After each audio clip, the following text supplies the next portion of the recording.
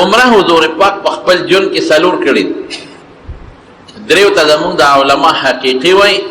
او یو ته حکمیه وای دا د هجرت نه پس په شپږم کال حضور پاک راغی او احرامونه وتړل د ذوالحلیفې نه د مدینې شریفې نه با یو ځای دی نن سبا ورته ابیار علي وای او هغه زمانه کې به ورته ذوالحلیفه وای دا د مدینې میقات دی مدینې نه چې خلک راځي مکی شریفې ته نو زمونږ د حضرت امام ابو حنیفه رحمت الله علیه دا مذهب دی چې که څوک په هر نیت راځي او چې مکې ته راځي نو د عمرې نیت به کوي او کوي نه کو دی وراغې مکې ته نو د باندې به یو دم لازم شي دم یو ګډ یا یو چیلې حلالولو ته وایي دا په دې یو جرمانه شوه چې ته د میقات نه راتلې مکې ته او د مکې مکرمې غوندې لوی کلي ته راتلې چې پکې بیت الله مبارک دی نو تا د بیت الله عظمت ولې ونه ساته د بیت الله غټ عظمت دا دی چې بنده طواف وکړي او عمره وکړي لکه د جومات عزت څه دی که یو سړی جومات پاکوي او مونځ پکې نه کوي دا د جومات عزت نه دی د جومات غټ عزت دا دی چې یو انسان په دې جومات کې عبادت وکړي د قرآن شریف عزت دا نه دی چې ته دا قرآن شریف صفا کوه ټیک ده چې ثواب پکې شته او ته ښکلوه په ښکلولو کې هم ثواب شته او د قرآن لوی عزت او عظمت دا دی چې ته راوالې او ته پکې تلاوت وکړي نو د بیت الله غټ عزت او لوی عظمت دا دی چې یو سړی د بیت الله نه تو شي او دې وچه کرې ووایي او دې حجر اسود ته مخامخ شي یا ښکل کي یا په لاس کې دې هغه ښکل کي او یا د لرې ځای نه ورته په دواړو لاسو اشاره وکړي د دې نه غټ عزت د بیت الله بل نشته دی او اسم بیت الله په کتو کې برکات شته حضور پاک مبارک فرمایي چې په بیت الله شپږ سلې رحمتونه راورېږي نو چې کم انسان ته طواف کوي او تاویږي د بیت الله نه نو دته شپېته نیکۍ خدای پاک ورکوي او چې کم انسان ورته مونځ کوي دله خدای څلوېښت ورکوي او چې څوک اسې ورته ګوري نو په اسې کتو کې شل رحمتونه په دې سړي نازلېږي او په کتو کې خوند هم دی چې بنده ورته ګوري په یو کتاب کې مې یو واقعه لیدلې ده د امریکې یو عیسایي او ښځه یهودانه دا دواړه انګریزان دي بس مونږ ورته انګریزان نن سبا وایو په جده کې د یو تیلو په کمپنۍ کې نوکران هلته کې د دې حرم نه بار لکه جده شوه یا داسې لرې دمام او دې نور علاقو کې د انګریزان څوک انجینران یو څوک څه کارونه نو د تیلو یو کمپنۍ و دا دواړه په هغې کې نوکران دواړه کافر دي او کافر بیت الله ته نه پرېږدي هلته چې بیت الله شریف ته سړی ځي نو بورډونه یې غټ غټ لیکلي او په هغې په انګریزۍ کې هم لیکلي او په اردو کې او مقصد یې دی چې غیر مسلم به په دې دننه نه ځي او مدینه شریفه کې نه پرېږدي او مې مکه شریفه کې نه پرېږدي نو دا ښځه دې خو جده کې خو ګرځي جده خو بار ده نو دې ښځې دې خاوند ته وایي چې ای سړیه داسې د دې ایرپورټ د خوا نه په دې لاره څه ناشنا غوندې خلک ځي سپین دوه څادره یې د ځان نه تو کړي یو لنګ او یو د کمیس په ځای یو ساده او سرونه یې سرتوب او داسې چپل یې چولي چې د خپې هم ترې ښکاري مخصوص قسمه خلک دی په موټرو کې هم ځي او په بسونو کې هم ځي او ښځو هم سپینې څادرونه اچولي او مخونه یې ښکاري سړیه دا کم خلک دی او دا څه کوي نو دې خاوند ورته وی دا په دې مکه کې د دوی یو میله لګي په کال کې نو دا د مسلمانانو میلې نو دوی د ټولې دنیا نه دلته راغونډېږي دې میلې له لکه د هر قوم خپل تهوار وي مذهبي تهوار د عیسایانو خپل وي بړدین چې مونږ ورته وایو دا لس ورځې او د سیکانو خپل یې ګوردوا دغه ته ځي پاکستان ته هم دی سن ابدال ته راځي ها ورته وایي چې دا د مسلمانانو دلته یو میله لګي مذهبي میله نو دی په هغه میلې له راځي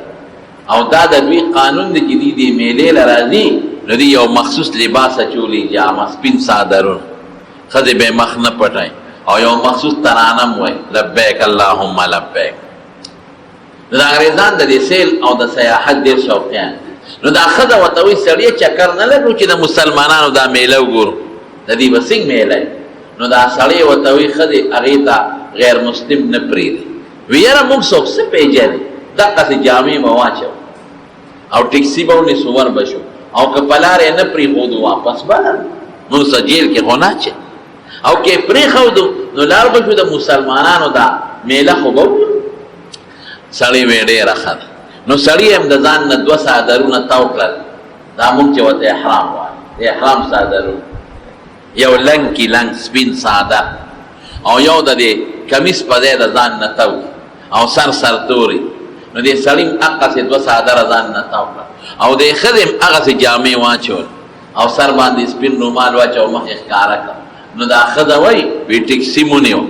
مونږ مکې ته بوځه وی په لار اړو چیکنګ والا مونږ باندې پوه نه شو او نیغ مکې ته ورسېد اوس دې خلکو ته ګورو چې دا خلک کم خوا ځي نه مونږ هم ورپسې روان شو اوس که تپوس کوو خلک را باندې پوهېږي څه کوی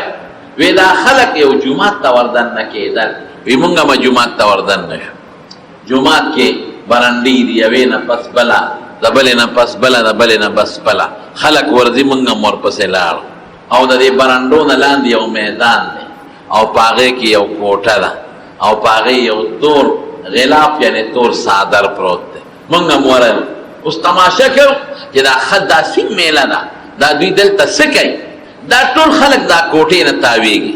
دا ښځه وایي وی دا خاوند مې چې سینګ کوڅ یو ګوټ کې ودرېد تماشه کوو دوی څه کوي په دا کوټه کې څه دي دا څه وایي چې مونږ هم هغه چلو تماشه وکړو وګورو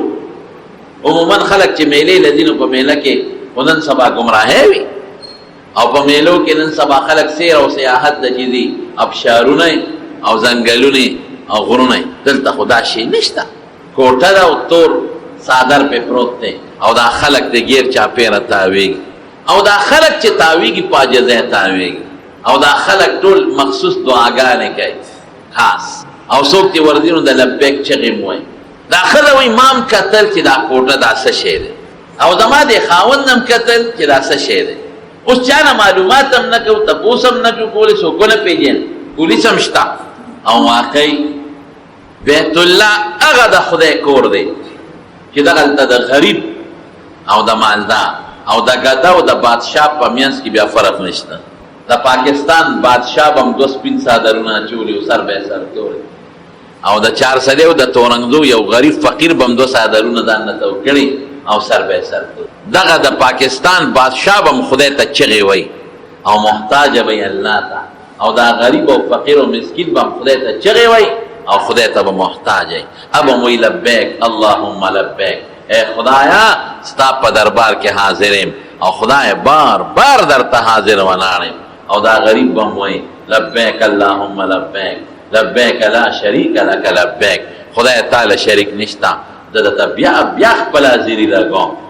ان الحمد والنعمت لك والملك لا شریک لک خدای ټول صفتونه تعالی دي خدای احسانات چې په موږ دي دا ټول ستا دي او خدای ستانه لوی بادشاهي د بل چا نشته لا شریک لک خدای تعالی شریک نشته یقینا سړی حیران ښځې تاویږي بوډاګانې پیغلې جینکې بوډاګان سړي بوډا نوجوانان هلکان غریب مالدار نه نور پکې شته چې نور کې به خلک نی او نه باران پکې شته چې باران کې به خلک نی په دې باران کې د خلکو دا خیال دی چې ګنې دې کې به خلک کمی نو زه به په اسانه طواف وکړم قسم دې په باران کې دومره خلک په مطاف وردن نشي چې د خپې دی ښودو ځای پکې د غرمې دا خلک وایي چې ګنې هلته به ګرمي وي دغه دی نور تیز دی قسم دې د غرمې هم طواف کېږي ماسپخین په دا انور کې زه نشم ټینګېدی ګرمي وي او ماسپخین په دا انور کې قسم دی په دې مطاف کې په دا سور نور کې خلک ولاړې مانځه ته دا پکې نشته دا پکې نشته چې ورېږه د شپې به د خوب ټیمې او زه به لاړ شم طواف به وکړم او بیت الله به راته خالي پروت وي هغه ټول خلک په دې سوچي هر یو ورځ چې شپه ده بیت الله مبارک ډکي زما قسم په خدای د خدای لوی کور د عظمت او د برکت کور دې کور له خدای ډېر لوی عزت ورکړی او د عزت دې خدای همیشه لري او سړی چې بیت الله ته ګوري نو چې کومه دعا ده د هغه دعا مقصد هم دا دی چې خدای دې بیت الله له عزت نور هم زیات کړه خدای دې له شرافت نور هم زیات کړه دا مستحب دی چې سړی دا دعا وایي بعد یو موقع کې ډېره زمانه مخکې یو بوډا سړي طواف کو کونټۍ یې وسانه او ملا ټیټې ملا ټیټه پاک ورسې او دی بابا به یو چغه والا الله الله، نور څه غریب لا نه ورته الله. نو بعد سوالګریم ګرځي باندې طواف، هغې له خلک بیا پیسې ورکوي په جیب کې ورته اچي. نو ما وی زه غریب دی، دا سړی جز دی. نو ما یو څو ریاله راواخېستل، ما وی چې جیب کې ورته واچوم. نو چې ریالونه مې ورکول نو ما له یې دیکه راکړه چې نه پیسې نه هلکه مې دا خو سوالګری نه دا خو د خدای د یارې نه لګیا دی. چغې وایي قسم په خدای ما ملګرو ته وې مې رده د اواز به م خدای نه قبلې. د سپینو ډکو ته وګوره، دې ټیټې ملا ته وګوره. او ځوان سړی په دې وخت کې طواف نشي کولی او دی لګیا دی طواف کوي. او اوس په دې رمضان کې په دې روژه کې یو بوډا سپینګیری و، سپکدستې سپینګیری بوډا، ملا خو یې لږه ټیټه وه ډېره نه وه خو ډېر بوډا او داسې غریب په منډه روان. خدای ما ملګرو ما له په خدای قسم ژړا راغله چې هغه ته مې وکتل. مې خدای ته څومره لوی ذات یې، دا بوډاګان هم در نه یېرېږي. دا هم ستا د رحمت تمه کوي. خدای دې سپینګیري ته وګوره، دا د ګرځېدو دی، دا هم لګیا دی منډې. ملګرو ته مې وویل د ده دا به خدای نه قبلوي. نو هر سړی لګیا دی تاویږي. په یو طواف یې صبر نه کېږي چې یو کې وي چې دویم مې وکړی، چې طاقت یې وي، چې طاقت یې وي چې دریم مې وکړی. نو دا ښځه وایي وی زما او زما دا خاوند ودرېدو یو ګوټ کې او دا تماشه م کوله. وی دی بیت الله ته وی داسې یو عجیبه کیفیت په مونږ راغی چې ما له جړا راغله. دا شی بېشه ما ته پته نشته چې دا څه شی دی، نیم خبر جړا راغله او داسې جړا راغله چې سلګۍ مې ووالی. او زه په دې زړه کې سوچ کوم چې د خاوند نه تپوس وکړم چې سړیا زما په دې زړه کې خو څه بل څه لوبه ده، دا زړه مې بل شان دی، خو دا جړا ولې راځي؟ خو دومره په ما کې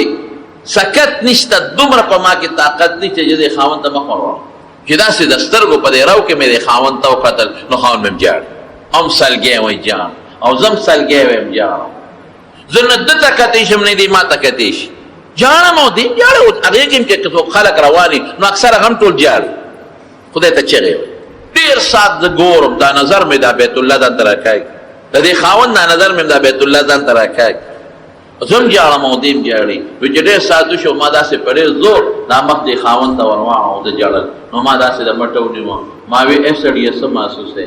هغې څه محسوس دی؟ وی ما ته وی ښه دی ته څه محسوس دی؟ وی ما چې زه خو نور نه پوهېږم خو دا محسوسوم چې دا کوم شی چې دا خلک ته تاویږي دا څه حق شی ما ته ښکاري، رښتونی شی. او دا چې کوم خلک ته تاویږي دا ما ته د صحیح دین والا خلک ښکارېږي، دا صحیح مذهب والا خلق کاری، د اسلام ما ته حق مذهب کاری. دا بیت الله دا بعد وخت یو شی د انسان د زړه ته راشي، یو پټ غوندې نسبتي سړی نشي ویلی، سړی د هغې نه تعبیر هم نشي کولی، تعبیر سړی نشي کولی. لکه یو سړی خوشحاله شي، د خوشحالۍ نه څوک تعبیر نشي کولی. هلکه خوشحاله یم، خوشحالي څه ته وایي؟ خوشحالي د زوی واده ته نه، د زوی د واده نه پس چې زړه ته کوم کیفیت راځي هغې ته خوشحالي وایي. د بچی د پیدایش نه پس چې زړه ته کوم کیفیت راځي هغې ته خوشحالي وایي. یو سړي ته یو ښه پوست میلاو شي او زړه ته کوم شی راځي هغې ته خوشحالي وایي. هغه سړي نشي بیانولی بل ته، غم سړی نشي بیانولی چې غم څه ته وایي. مرګ نه پس غم راځي، د څه شي د نه روک شو د هغې نه پس راځي، خو د هغه ته چې کوم شی راځي دا نشي بیانولی. لویه محسوسۍ خو بل ته یې نشي ویلی. سړی ما ته دا محسوسېږي ویلی درته نشم چې د دې بیت الله والا دین دا رښتونی دین، دا چې کوم خلق تاویږي دا رښتونی مذهب والا خلق ښکارېږي، دا مسلماني ما ته رښتونی ښکارېږي، نور پته نشته. وی دې کې مونږ یو سړی د مټه ونیو رانږدې م که ځان، هغه نه م تپوس وکړو دا څه شی؟ وی دا بیت الله د خدای کور دی. دا خلق ته څوک تاویږي؟ مسلمان. دا څه کوي؟ دا زموږ یو مذهب دی او مونږ وچکر یې طواف وته وایو او مونږ د دې بیت نه نه، د دې بیت د رب نه، د الله نه مونږ سوال کوو دلته راغلي پر عبادت کوو. بس دا ښځه وایي چې زما او د خاوند په زړه کې دا بس پرېوته، د زړه دنیا بدله شوه، زړه خو د خدای په لاس کې. نبي کریم صلی الله علیه وسلم چې به کله دعا کوله نو په دعا کې یو دعا دا وه: اللهم یا مقلب القلوب قلب قلبي الى دینک. خدایا ته زړونه اړونکو والی زما زړه خپل دین ته مایل کړه. اللهم یا مصرف القلوب صرف قلبي على طاعتک. خدای زما زړه ستا تابعدارۍ طرف ته ورواړه. خدا خدای په لاس کې دی. رسول الله مبارک فرمایي: ان قلوب العباد بین اصبعي الرحمن. د بندګانو زړونه د خدای د دې دوو ګوتو په دامیاس کې یقلبها کیف یشاء. خدای چې کوم خواړي نو اړوي. چې څوک الله ته انابت وکړي او الله ته زاری وکړي، الله ته جړه وکړي او توبه وباسي او خدای ته ځان نږدې کړي، اړه والا دې بل طرف ته راواړه. چې کوم د خدای دشمني کوي، د خدای مخالفت کوي، سرزوري کوي، کبر کوي، د خدای مقابله دشمنی مکوه وی کومه، نو دا اړه ول دې خوانه لري دې بل طرف ته خدای ټینګ تکړه شو، اړه دنیا بدل شو. سړی موي خدای سو بس یاره خدای کړي خو خای دا دین قبل اصلي ته تاسو کدي دین سلام دې اسلام دې کې بس وکسین داخلي بده کې داخلي دوه طریقه ده چې یو کلمه شهادت تاغبوي اشهد ان لا اله الا واشهد ان محمدا عبده ورسوله، دا غي په معنا ځان پیکو او دا خد او خاون وي مونږ ته خدای پاک صرف او صرف د بیت الله په کتو باندې ایمان را نصیب کړو. هغه ځای کلمه قرآن شریف کې الله وایي، قرآن شریف کې فيه آیات بینات، په دې بیت الله کې د خدای د قدرت واضح نښې دي. خو چې کوم سړی په دې سترګو د زړه په سترګو بینا دی، په دې سترګو او د زړه په سترګو بینا دی. مقام ابراهیم او بیا پکې د ابراهیم علیه السلام هغه تیږه پرته ده چې هغه به بیت الله جوړاو او د هغه د خپو پکې د ګوتې د بند عمره ځای جوړوالی راغلی. نو د بیت الله عظمت او عزت طواف دی. طواف سره چې د صفا مروه اووه چکر یو ځای کې نو عمره ورته وایي. نو حضور پاک دغه نه چې را روان شو د مدینې نه ذوالحلیفه کې احرامونه وتړل، نو په حدیبیه کې د مکې کافرو پرې نه خوا جوړ شو، نو هلته سرونه وخریل او څاروي یې لار کړله واپس مدینې ته لاړ. نو دا عمره حقیقي نه ده، عمره یې ونه کړله واپس د نیمې لاره لاړل، خو دې ته ثوابي عمره وایي، حکمیه ثوابي وشو. راتلونکي کال په اوومه هجرې په ذیقعدې میاشت کې بیا راغلل، کافرو سره دا وعد وعید کړی و، صلح یې کړې وه چې کال له به راځو. نو بیا 3 ورځې په مکه کې تېرې کړې، عمره یې وکړه، 2 شوې یو ثوابي و دا حقیقي. او بیا چې کله مکه فتح شوه همدام د ذیقعدې میاشت د میانه کې ورته موږ وایو، نو یو دی د جعرانه د هغه دی نه نبي علیه السلام راغی او عمره یې وکړه. او په 10م کال د هجرت چې حضور پاک حج د بیت الله کوه، نو په ذوالحجه کې حج وکړو او حج سره عمره وکړله، نو دا 4 عمرې شوې، دا حضور پاک کړي دي. نو عمره ډېر لوی ثواب لري، بیت الله کتل ځان له ثواب لري. خو د مارونو یو خبره ذهن کې واچي، یو څو غلطۍ زمونږ د ملګرو نه کېږي. هغه غلطي دا ده چې په بعد انسان حج فرض دي، حج له نه ځي عمرې له ځي، دا نه ده پکار. عمره زمونږ په مذهب کې سنت ده، مسنون ده. د حج نه دې په غاړه نه خلاصې، اول پیسې جمع که حج وکړه، او چې حج دې وکړه او د هغې نه پس بیا څومره عمرې کوې نو کوه. خو که ته یو کالم عمرې له لاړې پیسې دې ولګول او بل کالم عمرې له لاړې پیسې دې ولګولې، د دې 2 عمرو په پیسو حج کېږي. او بیا یاره بس ما سره خو پیسې نشته، نو دا د چا وي؟ هلته ډېر خلک داسې دا د چا وي چې عمرې له عمره مسنون ده او حج در باندې فرض دی، نو حج ده ولې نه دی چې عمرې له یو دا احتیاط پکار. دویم دې احتیاط پکار دی چې بعد انسان دلته بچي محتاج دی، دې قرض پیسې راوالي او په هغې عمرې له ځي، دا به چرې هم نه کوي. تا د بچو حق لومبې دی،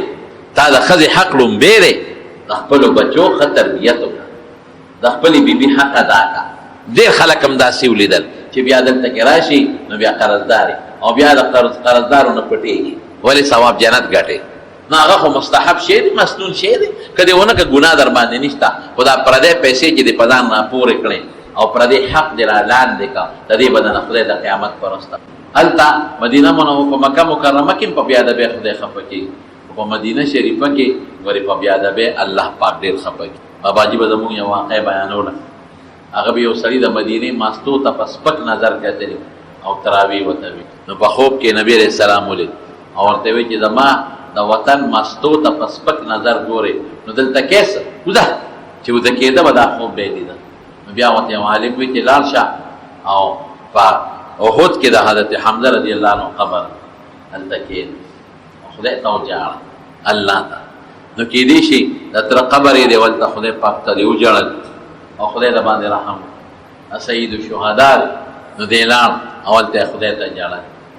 یا الله په ما رحم وکړه، ما نه غلطي شوې. وی چې وده شو نو حضرت حمزه رضی الله عنه په خوب کې وي، ما ورته څه وایي؟ وی تا د پیغمبر د کلي د مستو ته سپک کتلی دی، حضور پاک پې خفه دی، فورا د مدینې نه وځګنې د ایمان د وتو خطره دی. هلته به ډېر احترام کوي، د مدینې منورې ډېر خیال به ساتي، د هغه ځای د تحفو خلق قدر او خیال ساتي. زمونږ بزرګانو علماو له د هغه ځای نه چا تحفې راوړي، وی صاحب دا خو د جرمني نه راغلی دا خو د فرانس نه دا شی راغلی دی هغه وی د مدینې هوا خو به لګېدلې ده زمارونو او چې کوم سړی دا حج یا د عمرې د سفر نه راشي هغه له مخې له تللی شي هغه استقبالي هم کولی شي هغه ته ویلی هم شي چې ما ته د بخښنې دعوه وکړه زمارونو خدای پاک دې دعا وکړي الله مونږ ټول د بیت الله حجونه له بوتلی الله مونږ ټول عمرو له بوتلی